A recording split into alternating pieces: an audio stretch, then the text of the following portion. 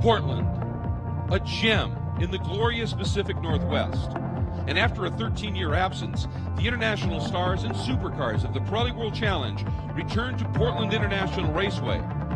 But it's a brand new era of global GT racing, and the competition is more fierce than ever. It's time for the motorsports version of the Run the Roses.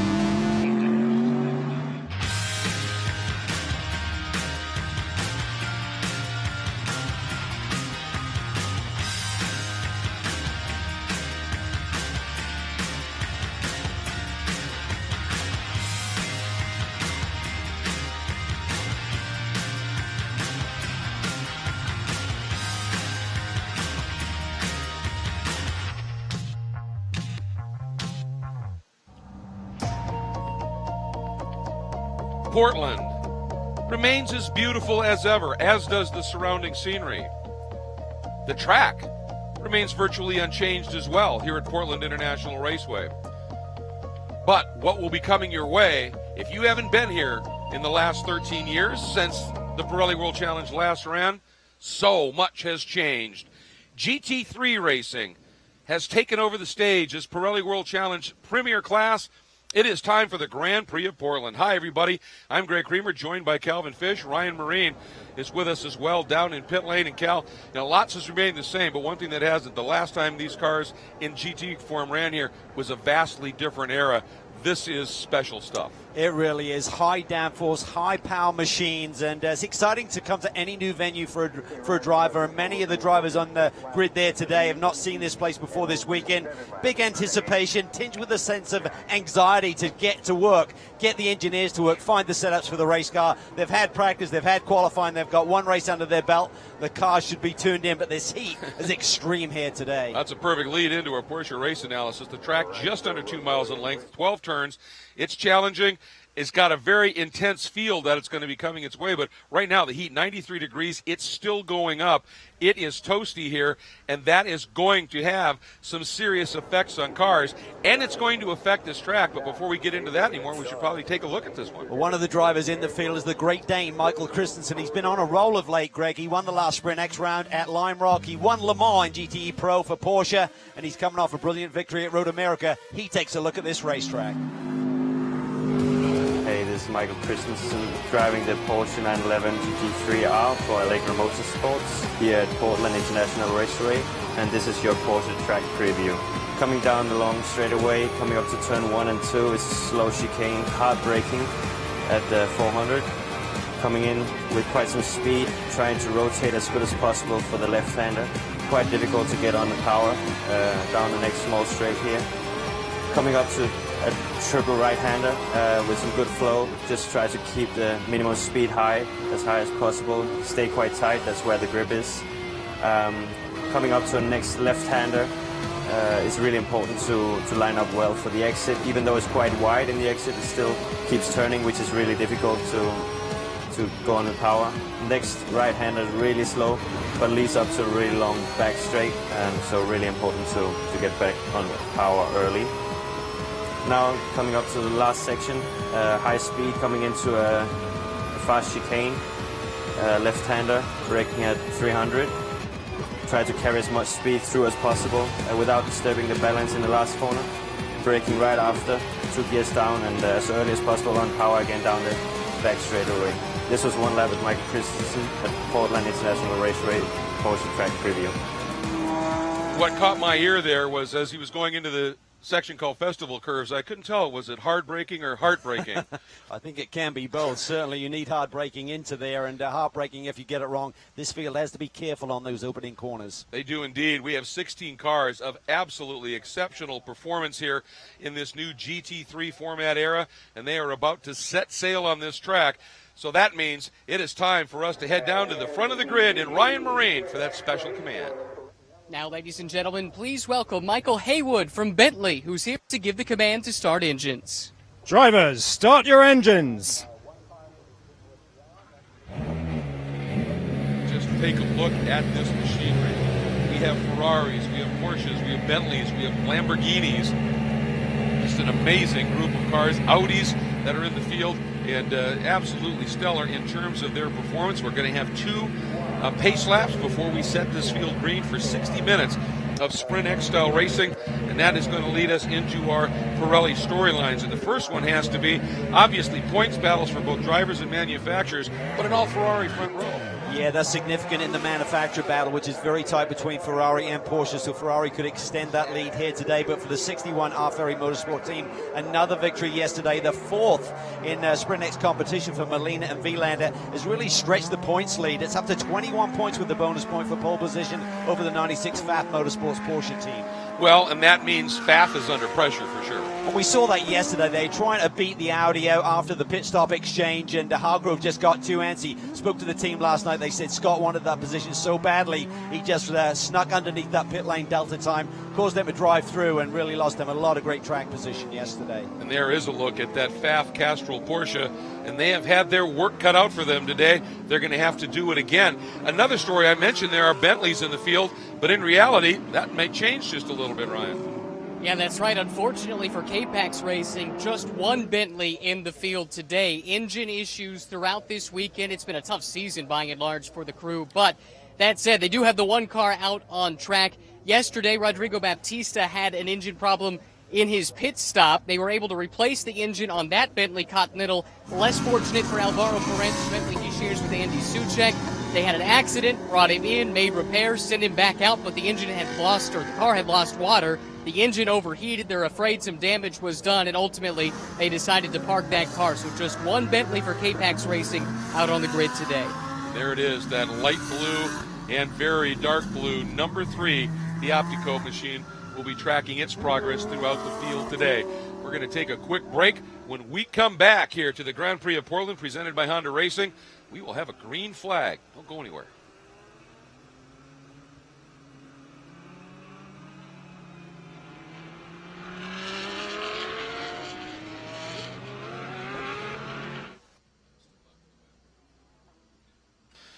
Well, once again, a big thank you to everybody joining us here on our global web stream and on SiriusXM. Thanks so much for tuning in. And as always, we follow the same procedures we always do here on the second day of a doubleheader weekend. We'll be building our CBS Sports Network show as we do the call here. So once again, just expect there to be some pauses from us as we chat with producers and the like. We'll try and just let you enjoy the sounds of these great machines. While we do that, well, that was a pretty close moment right there. And obviously, we'll be back as well doing the CBS Sports Network coverage. And look forward to having you with us throughout the entirety of this 8th round of the championship.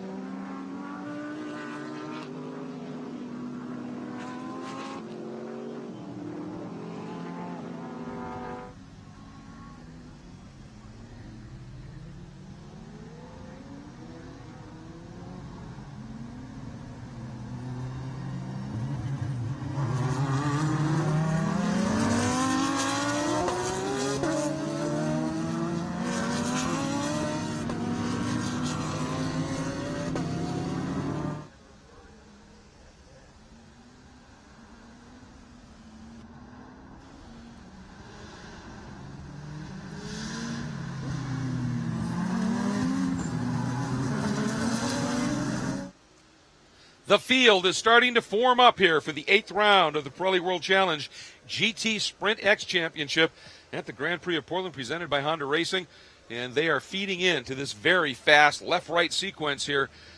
And as they are side by side, that means we are getting ready to go green. 60 minutes of racing, but Sprint X format, Cal, pit stops. Yeah, pit stops between the 25 and 35-minute mark in this race. There'll be a mandatory driver change, a mandatory 4-tire change in GT competition as well. We're looking at this start here, 2 Ferraris on the front row. Watch for Ryan Dial inside of row 2 in that Audi. They've got a lot of pace here this weekend. I think he's got to be having thoughts about making a move on Jeff Siegel in that white Ferrari down into turn 1. We'll find out how that plays out in just a minute. They've talked all weekend long, the stewards have, about a late green flag to try and moderate things into the festival curves right off the start. And Siegel looking racy. We go green, and he was right up alongside. But Molina feeding the throttle beautifully here. Way down to the inside comes Alessandro Brisson. He tucks back in. Oh, look at Hargrove deep into the brake zone, side by side between he and Christensen. Hargrove gives him room, but the Ferrari of Fuentes is around. And we saw David Askew in the Mercedes also running wide down there, so you wonder if there was a little touch between those two. But Molina already out to a couple of car lengths lead. But yeah, Hargrove trying to be aggressive. He's struggling with points here. He needs to do something. He had to try and make something happen, and he had a brilliant start there, but had nowhere to go with it. He recognized it just funnels down for the turn 2 apex, so smart driving there. Dial really aggressive. Oh, look at that. Brisson there to the inside on Baptista. And he got it done and scooched through, but did it compromise his exit? Baptista right in his wake right now as they whistle down the back stretch. First time at speed into the S's. Relatively cool tires right now, but they'll heat up quickly in these temperatures here today. Who has the fast car at the start, and will it hang with them for essentially half this race between the 25 and 35-minute mark? See a little bit of damage there on Baptista's car that could have come with a brush with Brisson there in turn 7. They come down that front straight, first time in serious speed into the Festival Curves complex. Everybody so far so good. Here comes Fuentes, who was dead last, goes by at the back of the field there. Ryan Hardwick, our lone GT Cup competitor. That's one spot he has picked off. Matthew Grabham there on the number 2 CLP DeVilbiss Mercedes, trying to make his way through the field behind Guy Cosmo right now. Great to see he and Patrick Byrne in the field here this weekend. So look at David Askew once again driving solo today in that DXDT Usalco entry. Actually held the lead for a little bit yesterday. He extended his pit stop window beyond the rules and had the track position. Eventually got a penalty for that. Again, Brabham trying to figure out what to do with the 47 of Guy Cosmo. Another new car to the series here at this event. Great to have Performance Motorsports team, the 47 Lamborghini of Cosmo and Patrick Byrne, who is a Spokane, Washington resident. Delighted to be racing at his home facility, if you will. Ooh, Brab's just touching that wheel to the dirt a little bit. It skated on it, but he gathered it up. Molina starting to find his stride here a little bit. Dial is closing in on Siegel a little bit as well. And look at Christensen. He has dropped way back. I wonder if he tried to make a move on Ryan Dial and couldn't pull it off and ran wide. Here's that scrap we've been watching, Brabham and Cosmo. Cosmo in the red and black Lamborghini, the 47, and Brabham in the DeVilbiss MK Mercedes-Benz, the orange machine. Look at Rodrigo Baptista. They felt this racetrack would be a good suit for the Bentley, but hasn't quite come together. Looked pretty good at the beginning of qualifying, then got shuffled back a little bit with some last lap flyers, and obviously yesterday didn't go well, as we saw from Ryan's story at the beginning of the show. And I think that actually might be Maxime Soulet in the car. When they started this season, and Baptista was an AM competitor, it certainly would always be Soulet, but now that Baptista is a full-on pro, I guess they could do in any rotation they wanted. But I believe it is Soulet on board. There's Alessandro Brisson doing a nice job, and he is our Optima Batteries best start winner for this 8th round of the championship. Up one spot in that opening lap, and it was a beauty of a car. Dream Racing have really done a great job campaigning this Huracan this season. Making the move up from GT Cup last season. Yuki's been putting in some tremendous performances in the sprint races, and he got a great partner here in Alessandro Brisson.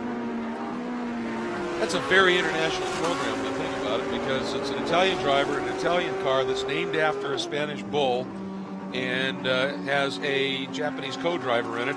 Boy, Brisson is just throwing that Huracan around. And that's one of the questions here. The temperature we talked about, already mid-90s, and is expected to continue to climb.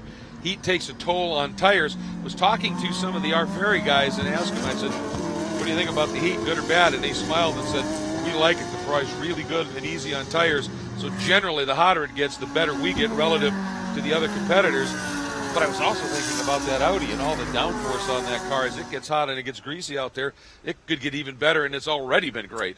I tell you what, right behind both the Ferraris and the Audi is Scott Hargrove. He just laid down the fastest lap of this race, so he's got to make something happen. Took a big dent in the points yesterday. They have to fight back here today somehow, but it's going to be a tough order with that red Ferry Motorsports Ferrari leading once again. Yeah, absolutely. He's got the points leader that he's chasing up in front, and he's sitting in fourth, but it's better than where he has been. And I think giving them some solace right now will be the fact that as of late, it has been that Allegra Porsche that has been the one on form, and they're well in front of that right now. It is Molina leading overall, Jeff Siegel in the TR3 Ferrari running second, but leading in Pro-Am, and Ryan Dial third overall, second in Pro-Am in the True Speed Audi.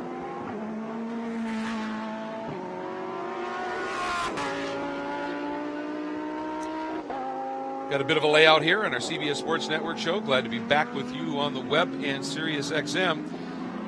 And again, you can't say enough, one, about that attack by Hargrove in the early going. Also, Brisson looking very, very racy, but just a bit of a surprise as to what may have happened with the 24 and Pumpelly.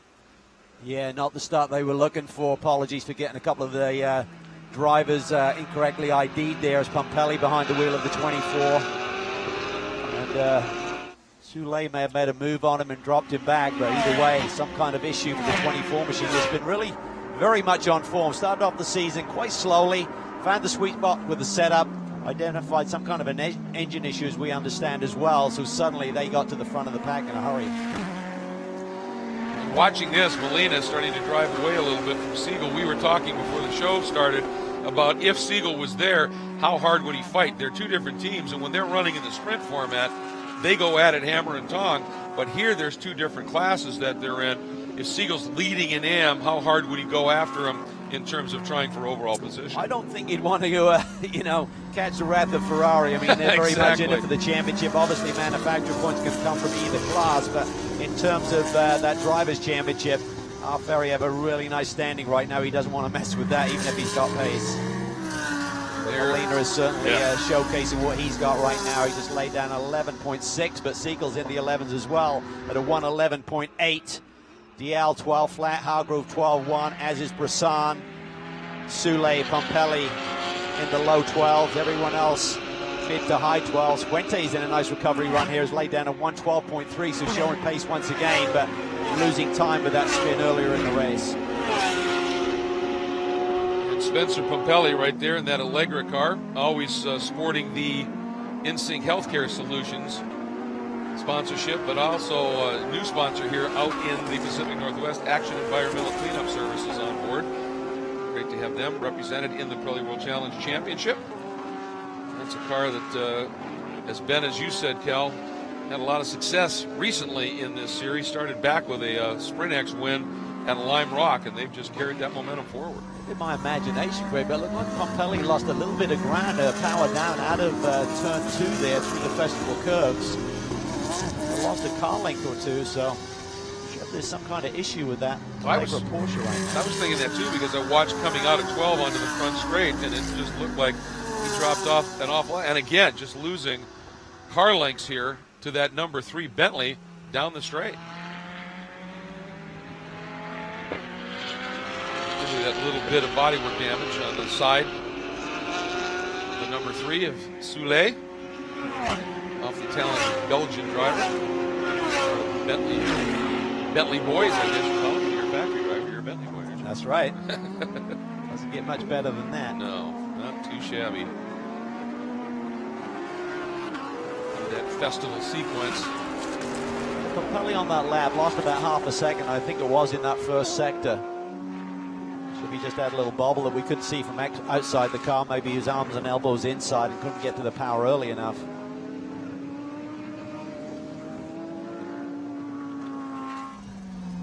Molina's margin up front, about 2.2 seconds right now. Siegel has not been able to shake Ryan Dial, who is, well, it's tough to say Ryan Dial is on form because he's one of those drivers at that level that's always on form, but they've got, he and Parker and that car have really been clicking this week, let's put it that way. Yeah, they certainly have. Parker Chase is growing in confidence, race by race, literally lap by lap, I believe, and he's got a great mentor there with Ryan Dial. Peter Barron on the engineering side of things has given them a great race car. And each weekend, they're just pushing that Audi closer to the front. Vertical Bridge, one of the big sponsors that's helping that program. Parker is from New Braunfels, Texas, and they have had the New Braunfels, Texas Convention Visitors Bureau helping support them. But they also are representing Music Movement. It's a really, really interesting nonprofit charity that helps fund music programs that help people that are suffering from autism to work through some of those issues.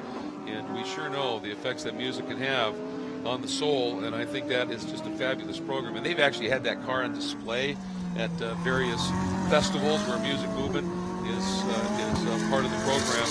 Just a great team effort, and True Speed running that car and doing just a fabulous job of it. Tyler Tadevik and the gang. The perfect name because they certainly have True Speed right now. We joked yesterday about Wei-Lu's teammate being way fast. Jeff Siegel again impressing here, up against one of the top Ferrari factory drivers and running lap times within a couple of tenths of his pace. He sits there in that second position, first in the Pro-Am category.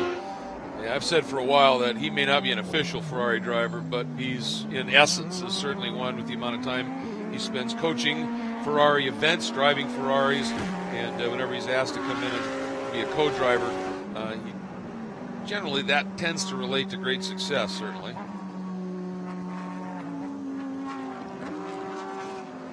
Section of the racetrack, you just have to be very disciplined, showed a lot of patience through here. If you ask just an ounce more out of the race car, out of the tire, is just going to turn into a tire degradation issue. As you said, Greg, the Ferrari, even if it is super slippy here in these hot conditions, seems to maintain its balance as good as anyone out there.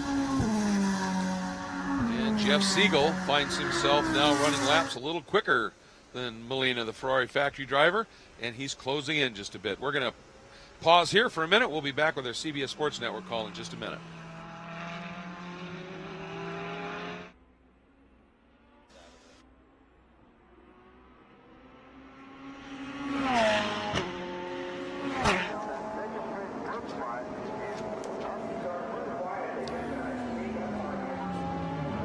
Welcome back to Portland International Raceway, a doubleheader weekend, of course, on the cards here.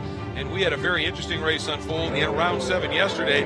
At the start, you can see it was an explosion when the green flag flew. And to the inside, Michael Christensen had position, but a beautiful move by the Ferrari, at least in the attempt, Cal. Yeah, he did. He had thoughts about taking the lead, thought better of it, had to check up, and then towards the back of the pack, Rich Beck gets into the back of Patrick Byrne and turns that Lamborghini around.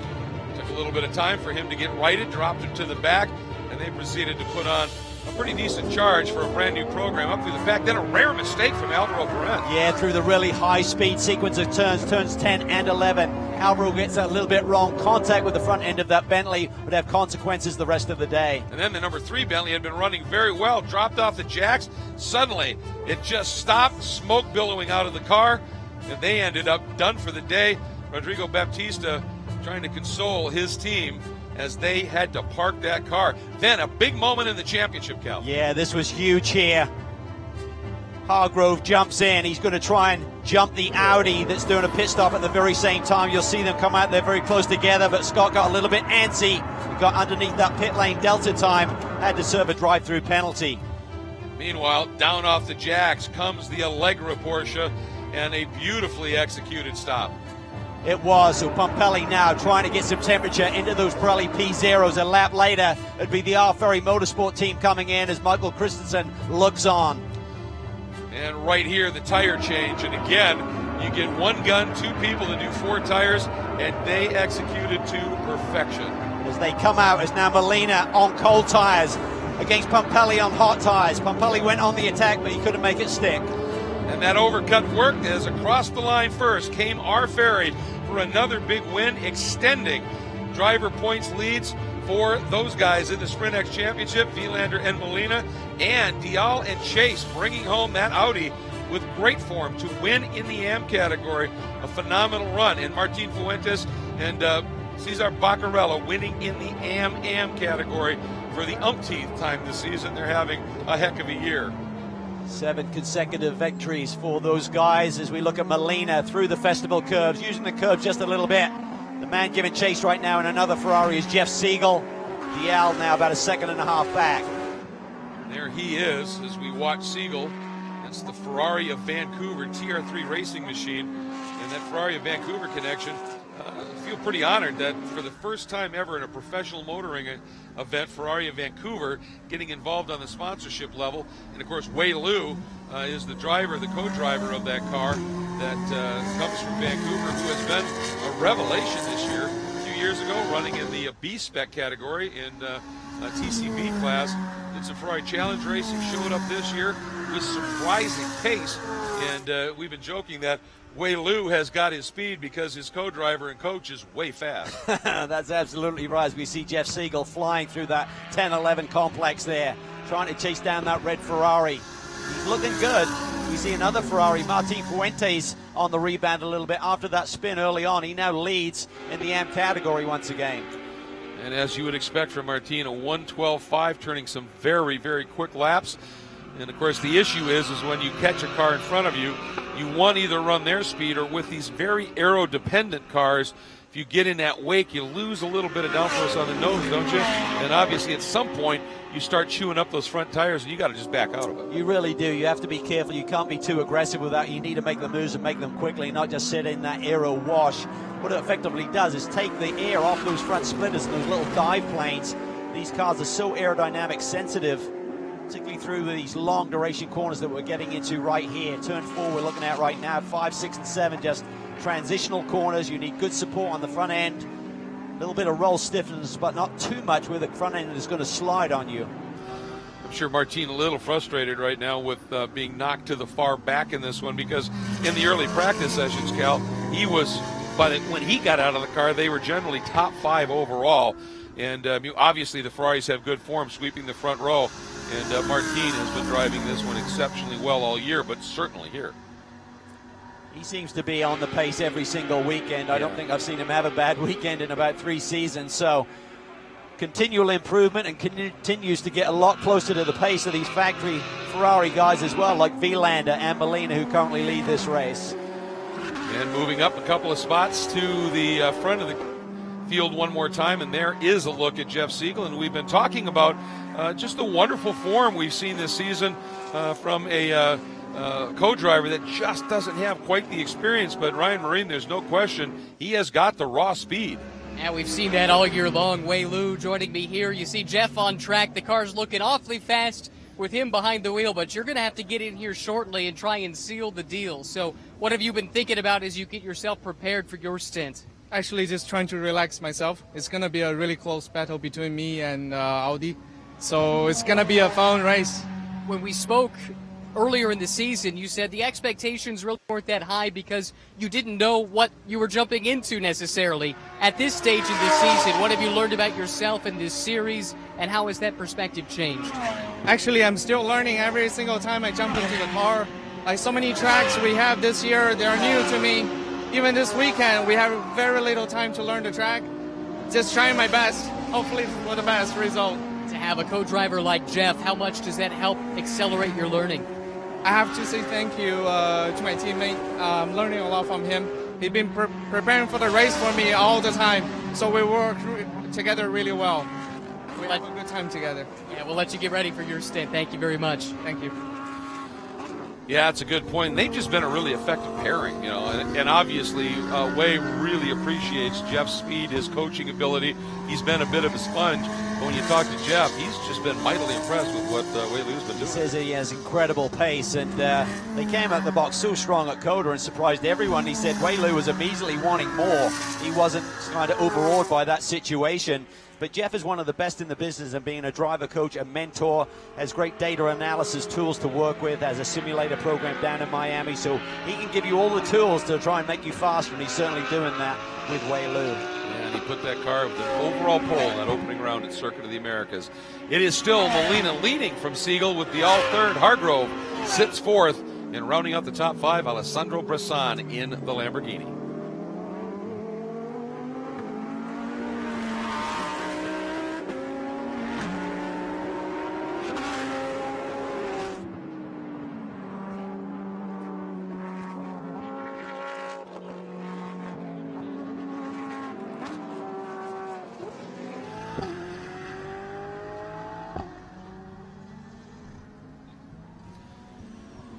All right, with you here on the web once again as we are focusing on that Ferrari.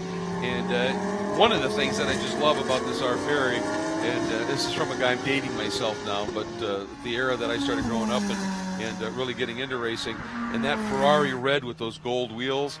Yes, they have that white stripe across the top that kind of sets it apart a little bit, but that's an evocative look on that car. It is beautiful, and looks even better when it's out front. Yeah, that is true. It's been doing that a lot lately as they look for their 5th win on the season, all in Sprint X competition. They've been quick, certainly, when we've done sprint races, but yeah, they just haven't quite, they've had poles, they just haven't quite been able to get that win, but they've sure made up for it elsewhere.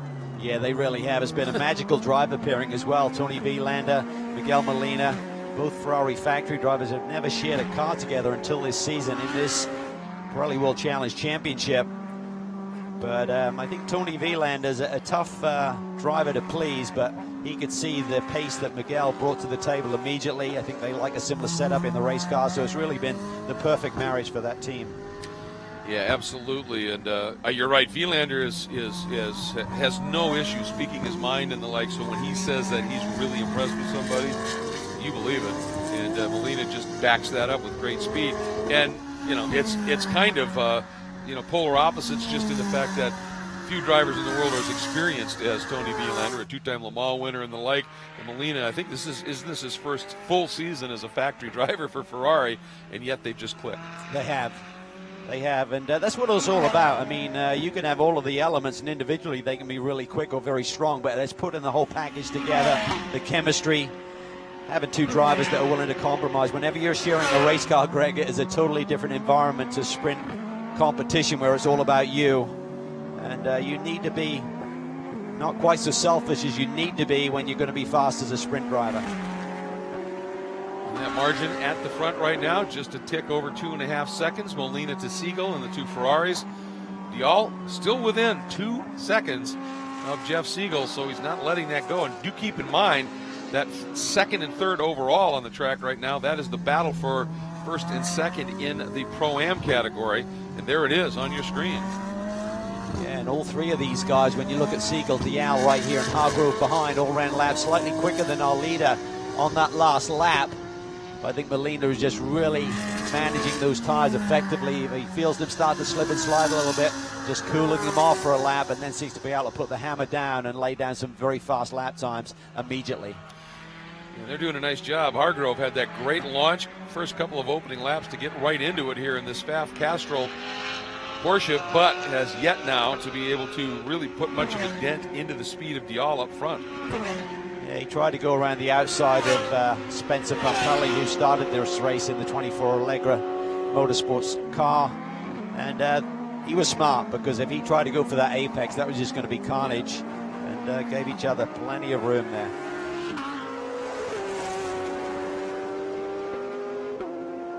See the margin. Actually, he did find some speed that time. He took 0.3 back on Dial, and has himself now down to 1.3 seconds adrift, and it had been up pushing 2. Yeah, and they're frustrated. They recognize that this championship is starting to get away from them a little bit. Certainly the Sprint X and even the overall, which Tony Vilander had a very slender margin over Scott Hargrove coming into this weekend, but you can't keep getting beat by your championship protagonists. The overall, of course, if you're not familiar, is a combination of the Sprint X, which we have this weekend, the 2-driver events, and the single-driver sprint events. And it's a pretty coveted championship, obviously, to chase. Okay, getting into some traffic. That number 87, I should give them a little bit of love. A brand new team to the program, and one where they came in with this and made a huge commitment to be a part of this championship. It's Vital Speed and that beautiful 488 Ferrari, the bright yellow machine, and it's a couple of local guys, a father and his son, Rich and Trevor Beck, in the Vital Speed program, and Mark Glenwood, who's the tech director on that team, has been involved with Ferrari racing in a variety of different programs for a long time. And they got this car in March, and they said the whole thing was to get here and see, do we belong? And this is costing Dial right sure here. Is. Hargrove is closing in here. Dial is trying to find his way around that Ferrari. And I think that is, as we see David Askew having a quick spin there in the high-speed turn 10-11 area. We're going to come right back with our CBS Sports coverage.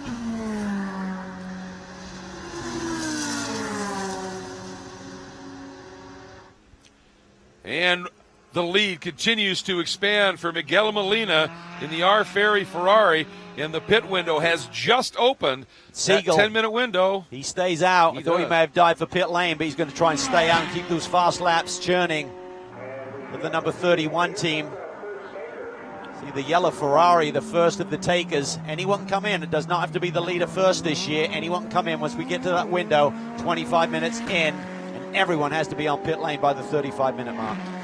And you run into this little conundrum here, don't you, at this stage of the race, because this requires a tire change, and here we've got some of the serious players have ducked into the pits. You're going to be on an outlap or maybe two with tires that just aren't as grippy. And so do you stay out and just maximize time, or Ryan, do you come in like these guys? Well, that seems to be the question. It's split up and down pit road. Right now we see K-Pax racing, Maxime Soulet getting things started in this car. The single Bentley Continental GT3 in the field today. Rodrigo Baptista being installed behind the wheel. Very, very strong opening stint in this car yesterday in race 1 before it all went awry with the mechanical issue. We also see the number 24 in as well. So looks like several different takers from the top half of this field at the moment. Unique situation, Ryan, where the pit lane delta is almost identical to a fast lap around this racetrack for the GT cars. 72 seconds is the minimum pit lane delta, and they are running lap times exactly that way. So if you make this pit stop, you should effectively come out in the same position but one lap down. And we've seen that happen. And it's the interesting thing, and I have to say I was immensely impressed watching that number 3 Bentley stop with how quick Maxime and Rodrigo got that driver change done. Good pit stops for the 3 and the 24. It's a 72.5 stop for the Baptista car. And Christensen now behind the wheel of the 24 car. 72.3. That is executing right there on the money. Yeah, that is spectacularly effective. It's going to put the pressure on these 4 leaders who have stayed out. They have got to just, and right now, both of them have fairly clear tracks, so there's nothing that's impeding their pace. It's just a matter of, are those tires still pretty effective on the car? Well, you'd have to think all 4 of these guys. I think Molina to Vilander, that's a pretty fair trade. There's not much pace difference between those guys, but for Siegel, Dial, Hargrove even, I think those guys may have a little bit more pace than their teammates, so they may continue to extend this run closer to that 35-minute mark. And of course, that makes it interesting, as we talked about, when they come out of the pits on those new cool tires, the guys that have stopped a while ago are going to be at full tilt. And that's sometimes some of the most entertaining couple laps of the race, when the guys on the not yet warm tires are trying to just hang on.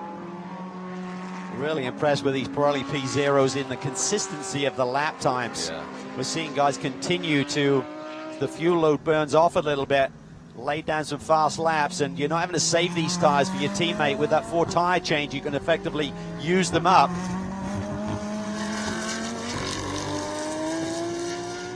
See the TC kicking in there on that Audi as he accelerates off that tight turn 7. TC being traction control. You have to admit, there are a few car sounds. Oh, big crash here. Oh, 2 involved as Exit well. the festival curves. It's Hardwick and Morad. That's coming out of the festival curves, and here is when things can, the guys that stay out, sometimes this happens and you can get caught. We have a full course caution. There's some significant Big damage to that number CRP 2. car. Wow. Okay. This will certainly affect things a little bit as we see the leader drive through this incident zone. Oh, Siegel gets caught up behind the safety vehicle, and the 96 car takes the opportunity to pit. This could be huge. This could be mega. Absolutely. Ryan? They are here. Scott Hargrove jumping out. Off for the operation. It's been relatively quick weekend, but it seems like as the heat has come, the car going down to zeros going up. Obviously, some little technical issues here. It is hot, and it does affect everything. Down off the jacks and just being held by the crew on the count. I'm guessing they will be just a little conservative compared to yesterday. Well, it seems like pit lane stayed open even though we were under caution, Greg, and effectively what you do by doing a pit stop when everyone else is being controlled on their speed, you're not losing as much as when you're pitting and everyone else is at green flag speed. Exactly. Molina got through. He's going to dive in before that safety vehicle gets to him, but it's really going to affect Jeff Siegel, Dial, and the rest of the group that stayed out there because they're being controlled pace-wise behind that safety vehicle. Right at the end of pit lane, which creates its own little bit of issues sometimes, doesn't it? And how they do these stops. Because you can't jump too much because with having nowhere to be able to modulate throttle, if you leave a smidge early, you've got to time this to perfection. You really do, and they've been working with some new tricks as they throw the wheel over the wall. Hopefully that didn't catch anyone in the leg there. As the crew goes to work. Tony Vilander very frustrated, and in the last Sprint X rounds where they felt they left too much on the table, so they've got some new data they're working with, systems in place to minimize the loss they've been experiencing. This doesn't look to be on the money here. They're going to be really tight to losing a bit of time here. This did not look like a good tire change. The clock is now at 75 seconds. They're 3, 4, 5, 6 seconds over the minimum pit lane delta. And something got hung up somewhere. Yeah, they got saved, though, by this safety car situation. If this had happened under a green flag situation with that pit stop, that would not have been good news, but I think their fate was sealed a little bit by beating the safety vehicle around and diving into pit lane. Yeah, that would have been catastrophic under full green conditions. Here's a look at maybe what happened here. Ooh, that was a big hit for Daniel Murad. I'm not sure if Daniel just had a rate of speed coming on Ryan Hardwick there as they come out of turn 3. If there may have been a touch. Yeah, I didn't. They were already separated if there was, and I didn't see any damage, at least the shot angle we had on the Dream 1 Racing First Farm. Typically that happens right here where we see the car sitting now. If you have someone with the rate of speed and kind of goes to the outside and the other driver doesn't see him, but assuming there was contact a little bit earlier in the sequence of turns. So we continue under a full course caution here with Jeff Siegel shown as the leader and Ryan Dial, and then the number 61 Ferrari that is just coming onto the front straight, which one would think might just assume the overall lead when all the pit stops cycle through.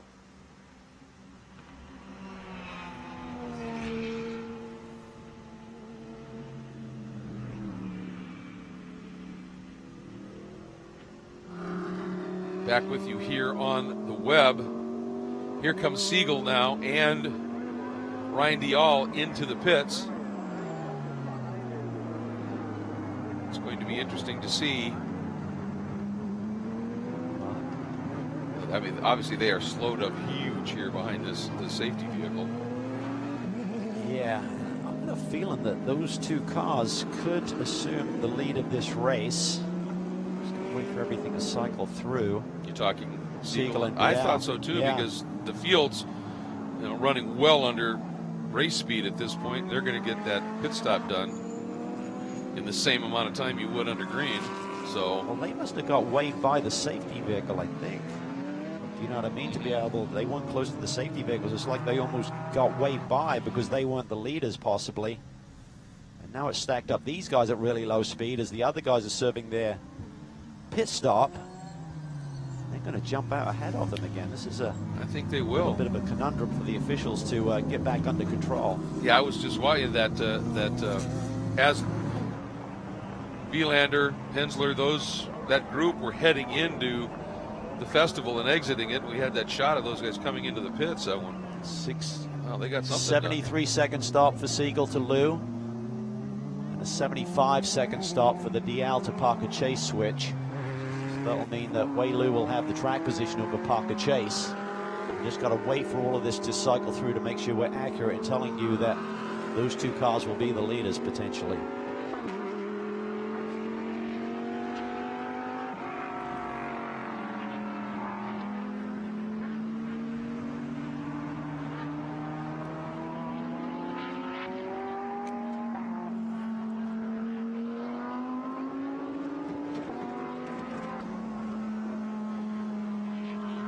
Well, back with you here on the web as we are watching the car of Ryan Hardwick.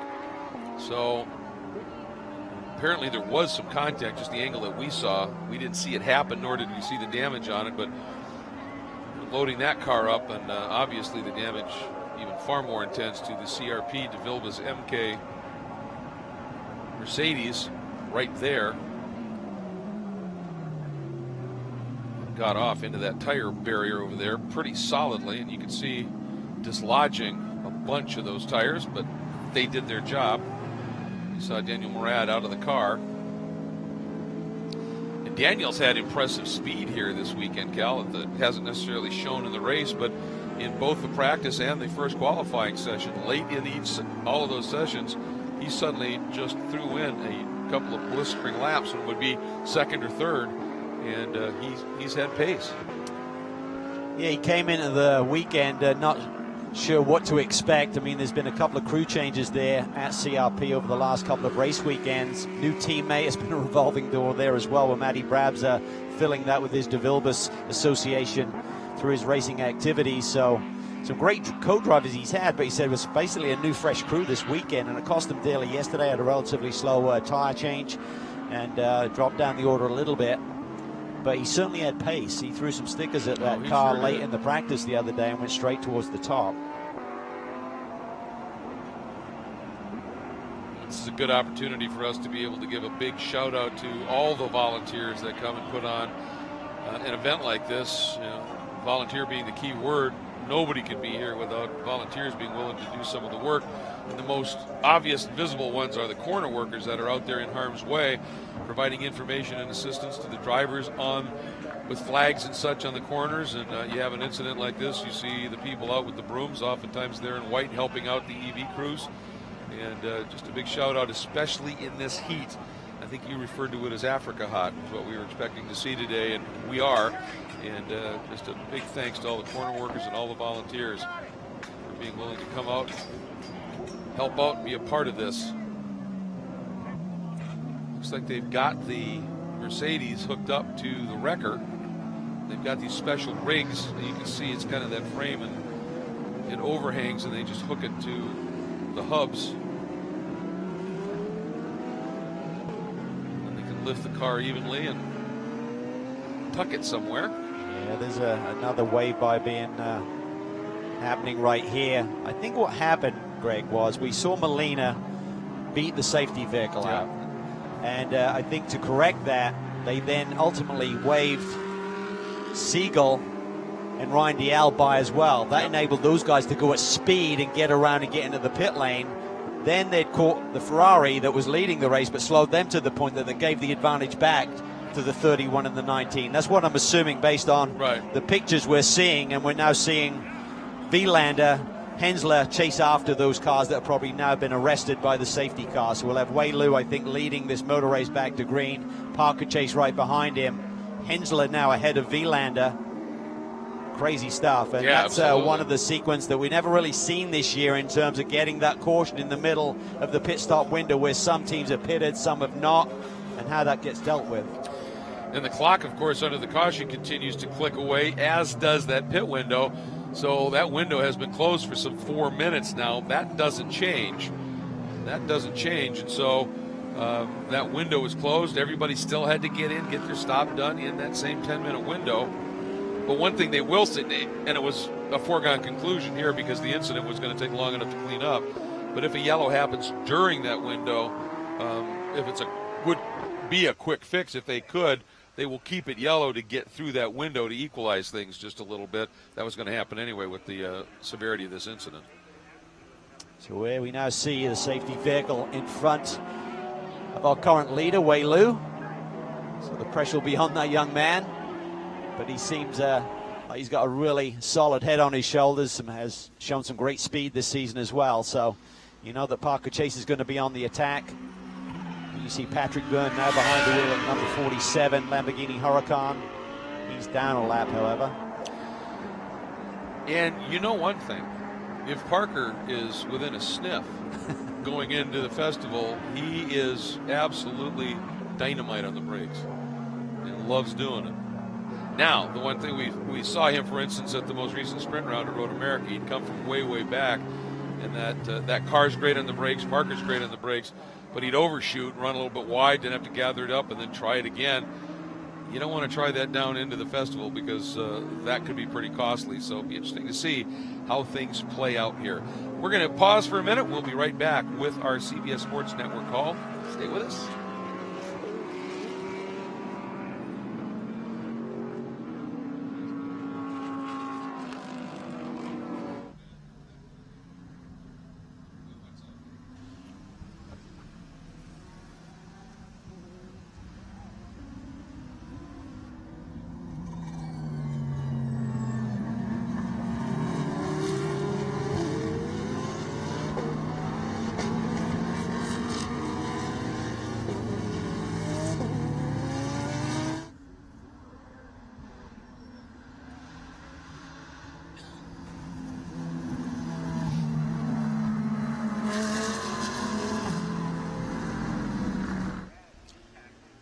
Continuing under caution here at Portland International Raceway in the Grand Prix of Portland, presented by Honda Racing.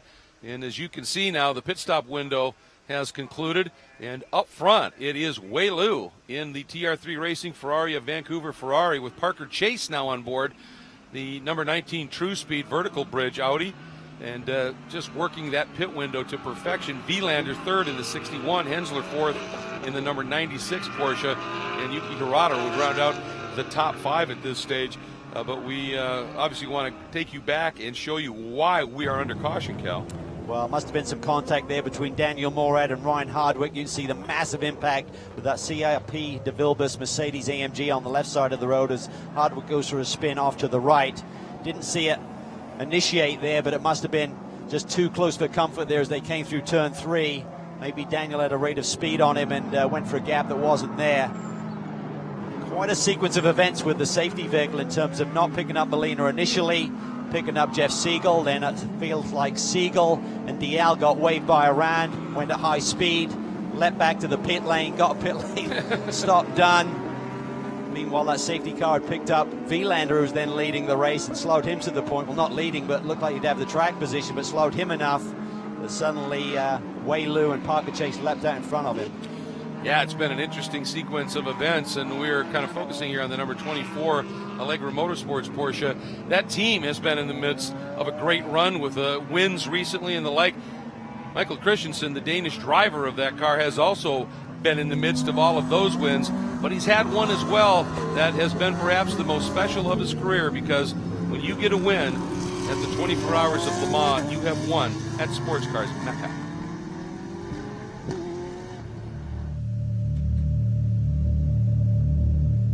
So for me, I've been in Le Mans 4 times now. It's the greatest race for me to compete in. It's what I want to do. It's the highlight of the year. About 20,000 Danish people visiting every year. It kind of feels like a home track event for me as a Danish person. It's a huge event, a long event. Many opportunities to be tired before even starting.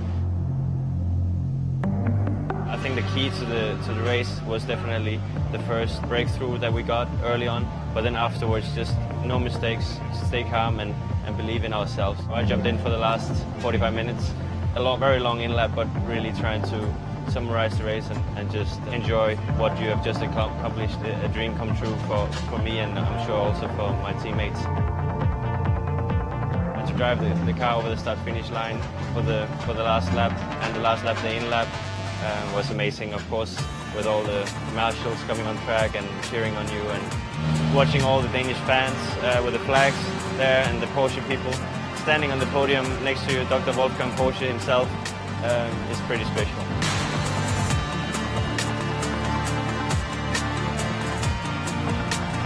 And we know, Calvin, that podium at Le Mans is something else when those fans invade that track and pit lane. Standing up there just immersed in that adoration is amazing. There's nothing like it. It's very special for any team, for any driver to be on the podium at Le Mans, let alone the top step. Massive pressure on those factory drivers in that GTE Pro category to come out on top. They got a little bit of a break with the safety car early, but just maintained that gap throughout the race and controlled it. beautiful victory for Michael and his teammates. Yeah, the pace of all the cars in that GT Pro category were so consistently rocket fast that any misstep, that would have gone, and they executed to perfection. And it had to be doubly cool to win it in a car that was carrying the graphic scheme of one of the legendary 917 art cars from the 70s, and the team car carrying a graphic scheme from one of the legendary 962s that ran a little bit later there. That just makes it all the more special because it's the history. Yeah, it wasn't just a win. It was a 1-2 finish for Porsche under heavy competition. Corvette were there. Ford finished on the podium with their Ford GT. So they were under attack, but they had the strength that weekend, certainly. Great job. They did indeed, and he came back and then promptly went on. That happening after a win at Lime Rock, and Sprintex came back and had a superb win at Road America in one of the sprint events.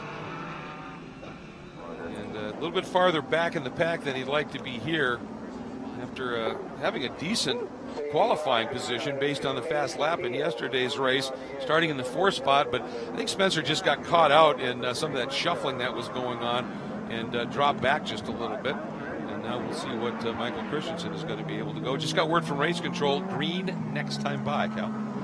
Yeah, this is going to be fascinating to watch here, how this develops. Wei Lu is going to be under immense pressure from Parker Chase right behind, who has a lot of momentum right now, a lot of confidence behind the wheel of the Audi. You got Patrick Byrne there in the mix there, kind of protecting those two leaders from Tony Vilander, who's going to be fired up. It's like, how did this happen? We had the lead of this motor race. We were in control. Safety cars got involved, and suddenly I've got the work to do to get this red Ferrari back to the front. And we've been talking about the great pairing of Vilander and Molina and the great speed from both. And Ryan Marine, Miguel Molina lived up to that again, didn't he? He did. Very strong start, but now your teammate Tony Vilander finds himself a little bit further back than you would like after dominating the start of the race. Do you think he's got the car on to go chase down the leaders? Well, we are in the pack now after doing the safety car procedure, but we'll see. It's the counting, the minutes are counting down, and that's always not in our favor. But the car was good. It was a big crash. I hope that the drivers are okay, and now we will try to. Tony for sure will fight for the victory again, but we are in front of our competitors, and that's the most important thing. All right. Good luck the rest of the way. Thanks. Well, he makes a good point there. Big picture thinking. You've got to be able to do that here. And here we go. Field coming through that last turn, getting ready to go. Ooh, Hensler there nearly ran up on the Ferrari. He's got to be careful, though. You can see Tony gapping himself back to that Lamborghini, but he can't pass him until he sees the green. So he's got to be careful here, even if Wei Lu takes off. And the green flag flies. There comes Parker. Immediately takes a run. He does. Wei Lu protects. Watch Tony Vilander now looking to the inside in that R-Ferry Motorsports red Ferrari. Looks like he's got inside a chase. Baptista looks to the inside. Oh, Yuki Harada out of control. They're under braking.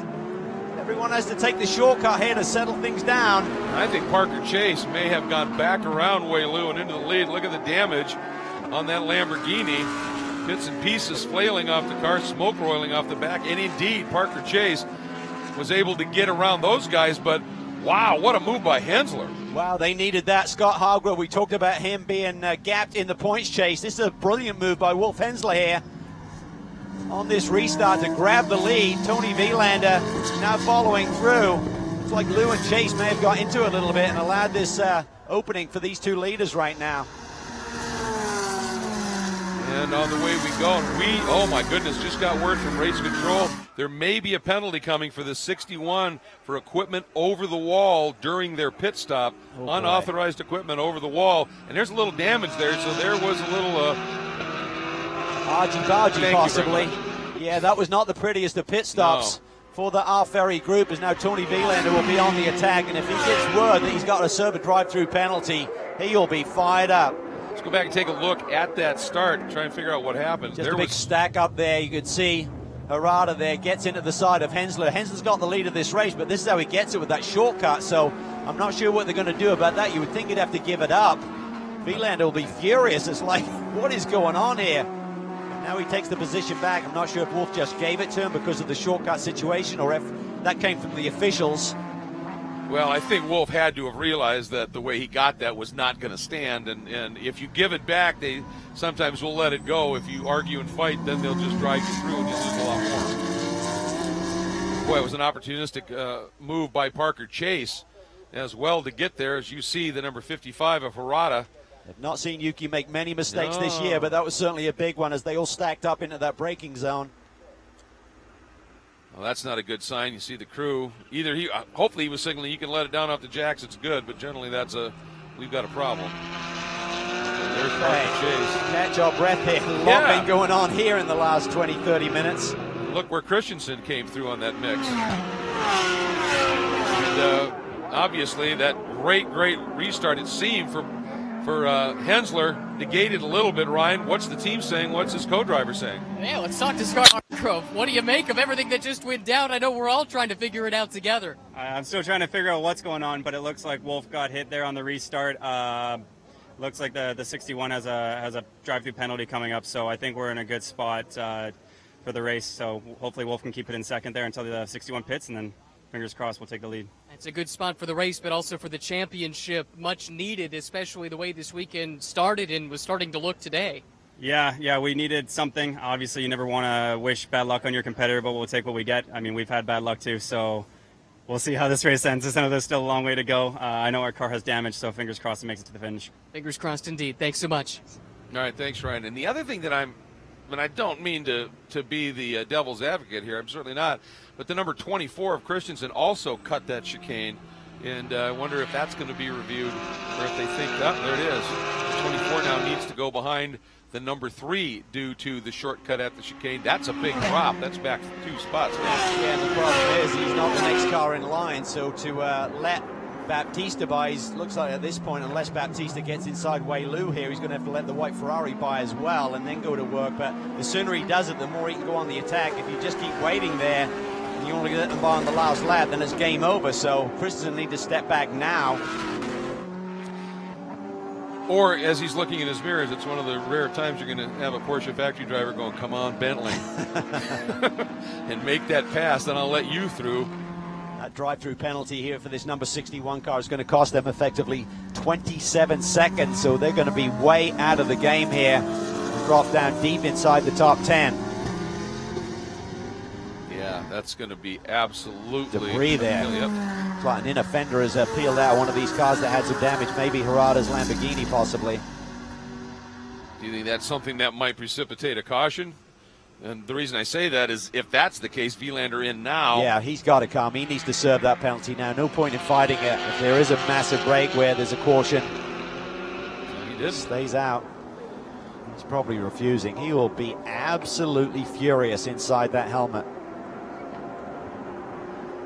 And, you know, you're a team. You live and die as a team in racing. There's no question about that. But when you're a driver and you've been wheeling it and it's something that's just an equipment infraction of some sort, I suppose it's natural that it just gets the ire up a little bit. And I can understand, you know, when you've got that safety car situation going on during the pit stop window with a caution out, I think everyone was not quite sure what was happening.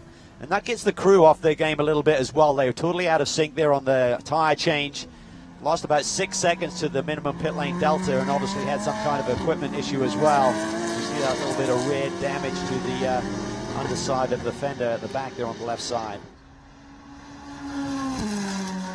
All right, well, down the back straight we go, and you can see there are bits and pieces of debris on that back straight. Vilander feeds it into the S's here, and we'll take a look and see if he makes the move into pit lane. You're allowed only so many laps to argue your case, and it looks like he is going to stay out one more time, and the black flag comes out, and you get one of those, and that's your last warning. You need to pit next time, or you'll get penalized. So he stays out and goes for the fight. Hensler continues to run in the second spot, the number 96, and leading in Pro-Am, Parker Chase in the number 19 Vertical Bridge True Speed Audi.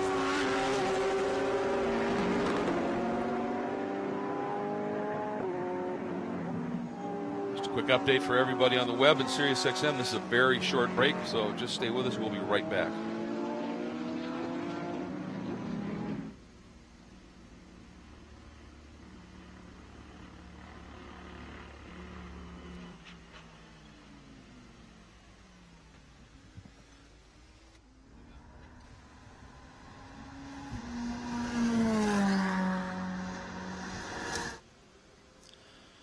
Vilander continues to ease away, and you would think after getting a black flag, that he will pit now, but he was just trying to open up as big a lead as he possibly could. And indeed, he starts to make the move into pit lane. He was just trying to minimize the amount of time he's going to lose, I would think. Yeah, possibly. But, if I was here, we'd be looking at that debris on the back straightaway. If they threw a caution, that wouldn't help his cause by waiting. Well, he guessed right, I guess, huh, at this stage. So, boy, that's a long trundle down pit lane. Well, Lou doing a great job here, resisting the challenge from Rodrigo Baptista in the number 3 K-Pax Racing Bentley. What a day. Who would have expected this? The 96 car finds itself with a lead with under 5 minutes to go. Could be a big shake-up in these championship points, just as it looked like the championships were getting away from the FAF Motorsports team and from Scott Hargrove in the overall driver championship. Yeah, started this race in 5th and just didn't seem to quite have the pace. They're doing okay right now. And the thing for Parker Chase is he is doing an absolutely superb job. Boy, and that debris right in the middle of the track now, but that may have been cleared. 24 car. I mean, I believe they were supposed to give that position back to Baptiste. They haven't done that. And I tell you what, if I'm Parker Chase, I have to think that the 96 car got that position on the 19 because of the shortcut as well, Greg. I would have thought so too, and they only had him drop back. We didn't see the following corner, so maybe Chase was right. in front and Wolf did another pass, so hard to tell, but certainly that shortcut by Hensler when he got bumped gained him some track position. Christensen deep on the brakes there. Conundrum for him too. Yeah, He's got to give that position back. Maybe he'll do it after the checkered flag. And there's a look at the 07 Hublot Alpha Prime Ferrari. That beautiful multicolored. It's a great graphic scheme on that car. It represents both the Italian and the Mexican flag. And Cesar Baccarello right now has that up to 6th overall, leading in the AM category along with he and Martin Fuentes. Well, back to this battle here. And yeah, I'm intrigued to see what Christensen does. I wonder if they're saying, how do I drop back behind the 3 when there's another car in between us? I think he's backing up right now. Yeah, well now, yeah, because Baptista has gone around, hasn't he? Yep. I'll tell you what, Parker Chase may forget about getting any wave buys. I'm just going to go for it anyway. He's closed in on Wolf Hensler. That Audi has pace here with probably 3 laps to go, I think. Yeah. It'll be tight. Looking at the clock, they'll basically need 2:25 on the board to necessitate a 3rd lap.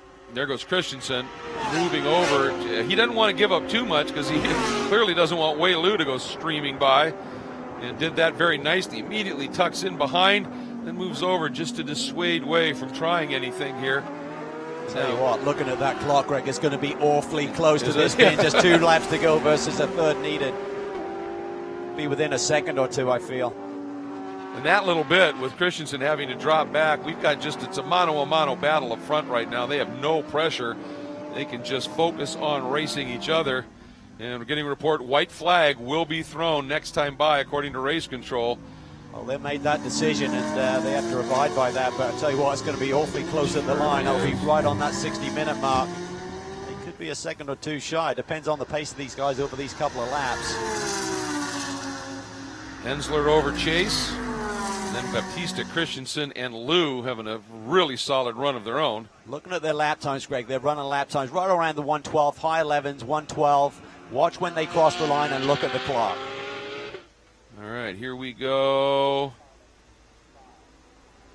And the white flag a little bit farther up. Tom Handing throws the white flag. Boy. 113.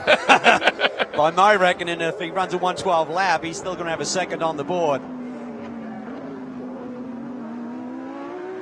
Officials probably cannot believe the hand they've been dealt here today. Yeah, unreal. An incident during the pit stop window, and now that clock oh so close to the mark.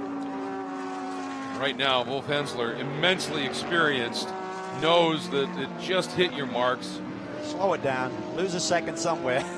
Take some of the controversy out here. Yeah, absolutely.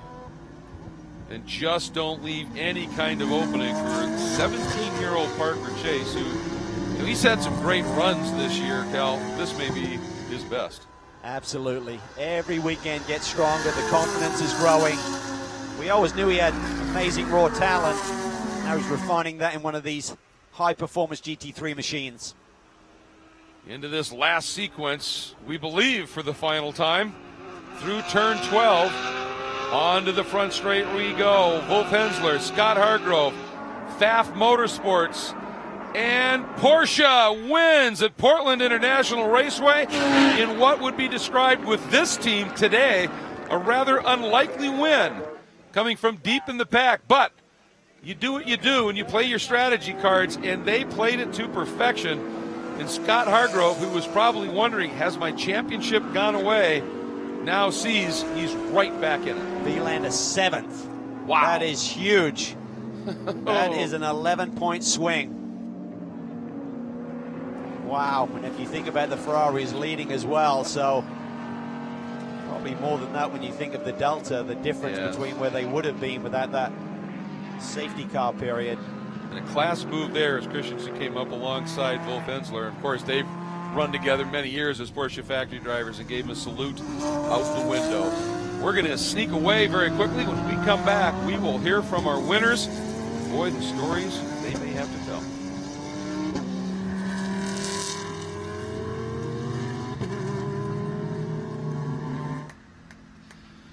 And while we are with you here on the web and SiriusXM, just want to thank you for tuning in for this one. We have one more race coming here from Portland International Raceway. It'll start at 6:40 p.m. Eastern Time. 6:40 p.m. Eastern Time.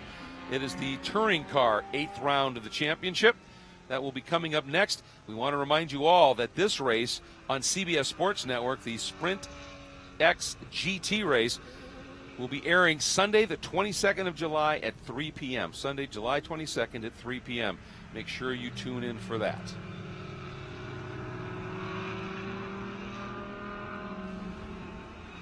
Actually, the next show here on the web will be starting at about 3:31 Eastern Time, so you can join us then. Of course, that's just around the corner.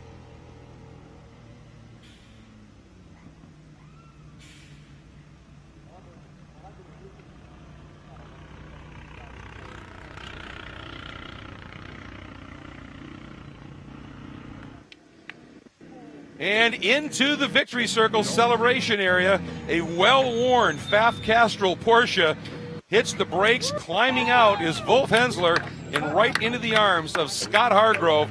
This is sort of a Cinderella story today, considering how things looked when that green flag dropped to start this 60-minute 8th round of the championship. And boy, who'd have thunk, as they say. And Wolfie with that very recognizable helmet from over the years, accepting a lot of congratulations. It's been a long 4 months since they took and swept the event at St. Petersburg for this group, but they had to keep digging. They hung in there, got a little bit of a break there in terms of how things rolled, and looking at the side of that race car, also lucky to get away with the hit they took down there in the festival curves.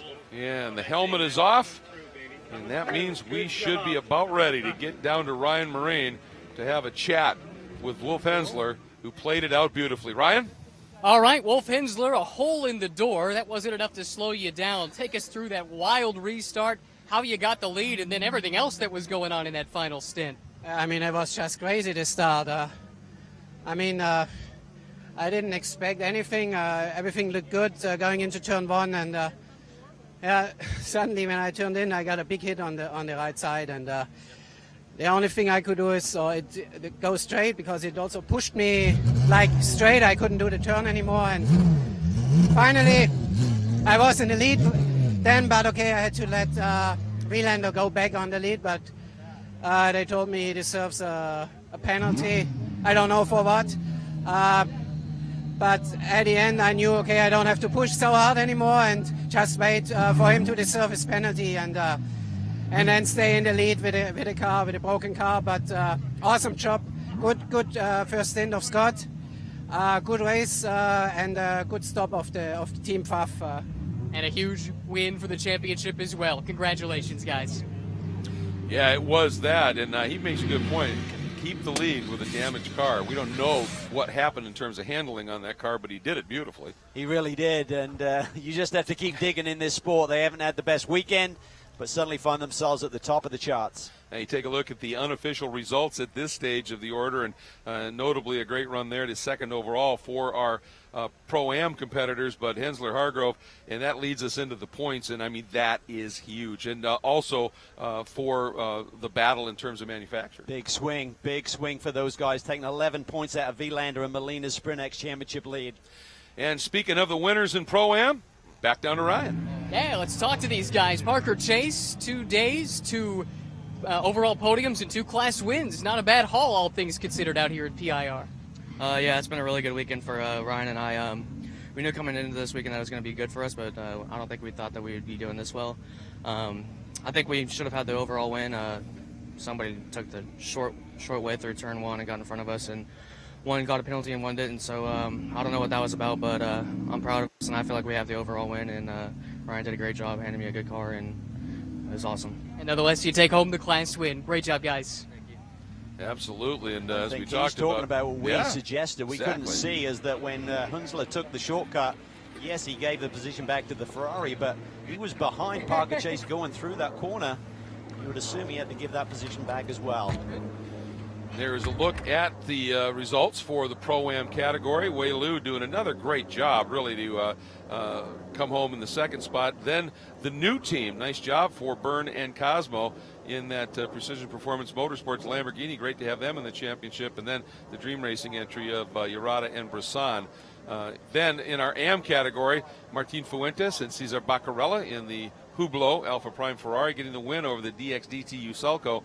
Mercedes of David Askew, and another new team, Vital Speed, doing a nice job. Our VP Racing Fuels Hard Charger is going to go to the number 96 Pfaff Castrol Porsche. 4 spots moving up during the course of the race, and in this level of intense GT racing, that's an achievement. You move up that many spots as close as these cars are. That was pretty remarkable. It's been an interesting return, certainly, to Portland International Raceway. Cal, we have a little bit of a break, and then we start heading back east, but as we do, we climb just a little bit to the near mile-high altitude of Salt Lake City. Yeah, we climb in elevation and we climb in intensity. This championship is back on again. Look today and this weekend, like R Ferry Motorsports, are going to just really extend all of the gaps in the overall and in the Sprint X charts, but that's effectively got cut in half here this afternoon. So it's game on, and you know Scott Hargrove and Wolf Hensler, for that matter, they're going to have the desire and intensity to get back to the top. Yeah, you just never know in this championship what's going to happen, so don't miss what happens next at Utah Motorsports Campus in August. Make sure you tune in for that. But we're wrapping things up here from Portland. For Calvin and for Ryan and our entire CBS Sports Network crew, I'm Greg Creamer in association with WC Vision. This has been a presentation of CBS Sports Network, the 24-hour home of CBS Sports.